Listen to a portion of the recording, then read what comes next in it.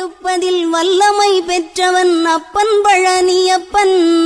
தினம் அச்சம் தவிர்ப்பவன் ஆறுதல் சொல்பவன் அப்பன் பழனியப்பன்.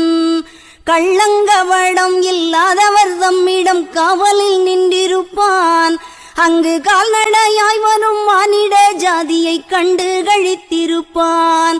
துள்ளி வரும்படி வெளுக்கு மேலொரு ஜோதி பிளம்பும் உண்டோ, அந்த சுப்பையன் போல் ஒரு அற்புத தெய்வத்தை சொல்ல மொழியும் உண்டோ.